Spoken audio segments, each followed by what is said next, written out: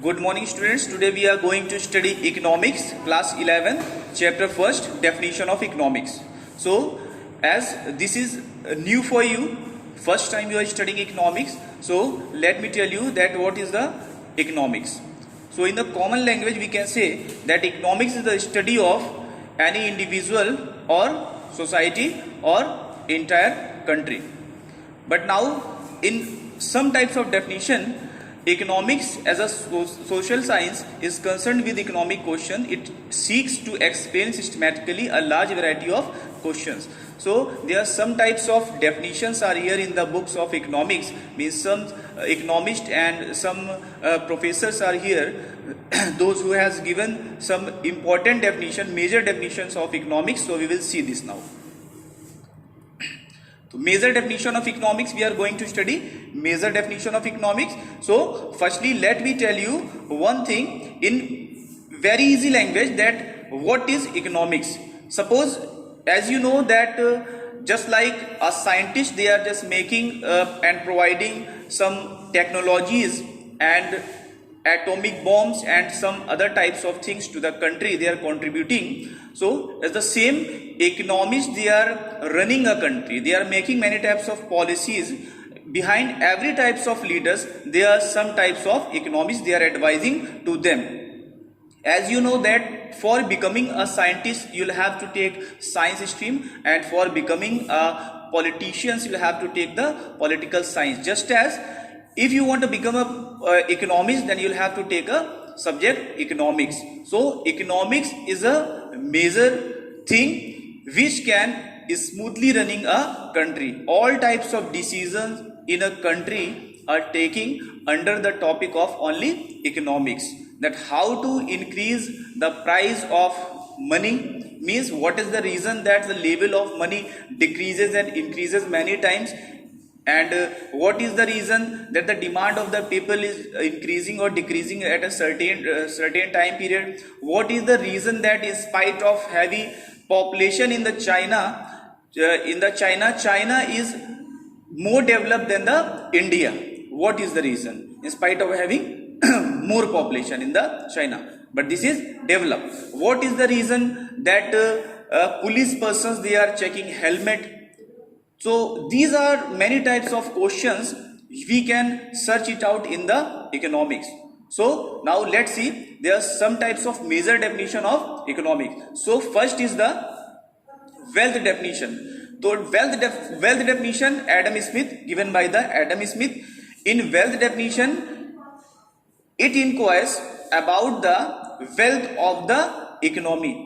Wealth of economy, wealth of a country, but in easy language you can understand easily that it inquires about the wealth of individual. Wealth of individual means to say that in this definition Adam Smith inquires about the wealth of the people. Means economics is a social science in which you can understand about the economic condition of any individual, firm, industry or any country. So here we are talking about very small level, at very small level we are talking about. So in economics, in wealth definition, Adam Smith, they are studying about any person according to the wealth of that person. Means according to him, if you want to know economic condition of any person or any society or any country, then you'll have to study about the wealth of that person. Means with the wealth, with the money level of that person, you can understand the economic condition of that person. But there are also some types of criticism of these definitions. Means in other definitions they criticize Adam Smith definition. So what are they? Let's see.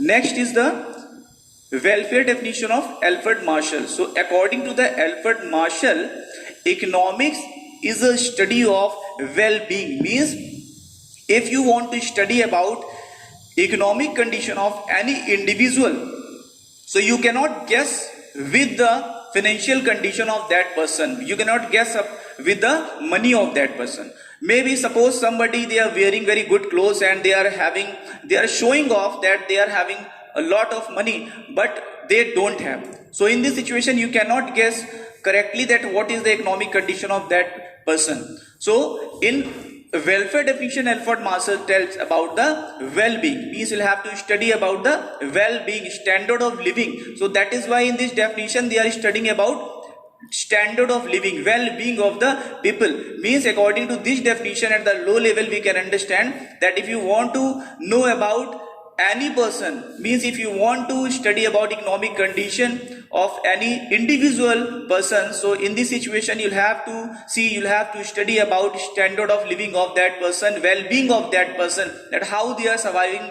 their life, how they are spending money, how they are using their standard of living. So in this condition you can understand about that. But there are also some types of criticism of this definition also. So in the next definition we can see scarcity definition given by Robbins. So Robbins, they criticized that definition and they denied that with the wealth and with the standard of living we can understand about the economic condition of any individual or any country or any society. Why? Because maybe that I am showing off that I am having a lot of money, maybe that I am spending money and I maintain my standard of living, but I don't have money, my economic condition is not good. So in this definition they studies about what they are saying. They are saying relationship between ends and scare.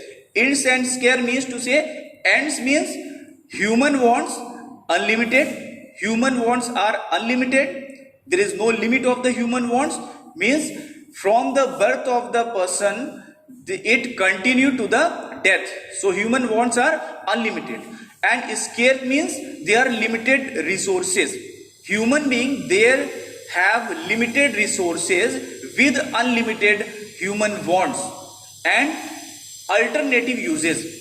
With these alternative uses, means with this unlimited wants and limited resources, they will have to choose goods and services and resources in alternative method. So in this way we can study an individual or some country according to the definition of the scarcity. Now next definition is the growth oriented definition. So in the growth oriented definition it is given by the Samuelson and they talk about how people they are spending their money, how they are using goods and services, how they are consuming goods and services with or without money. Means in this definition they have talked about that what is the interest of the people, what is the taste and preferences of the people, and how they are using their consumption with or without money. It doesn't matter at a particular time or a certain period of the time people they don't have money. In spite of not having money, they are demanding for some types of goods and services. So according to this thing, we can also study about any individual or country. So these are the major definition of the economics. Now in the next slide, we can see subject matter of economics. Subject matter of economics, we can divide economics, entire economics we can divide into two parts. First is the micro and second is the macroeconomics. Microeconomics means to say that small and macroeconomics means large. While you are studying in class 11, so you are studying microeconomics, and when you will reach in class 12, then you will study the macroeconomics. Microeconomics and macroeconomics are different things. Now see microeconomics. Microeconomics is the study of behavior of any individual. Means to say that while you are studying about any individual, so in this time you will study with microeconomics. Under the topic of microeconomics you will study the behavior of any individual. Now in the macroeconomics, what is the macroeconomics?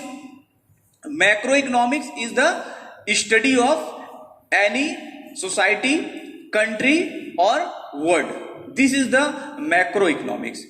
It is also concerned with national income of the country and other types of things of the country. So macro is the study of entire country or world, we can say.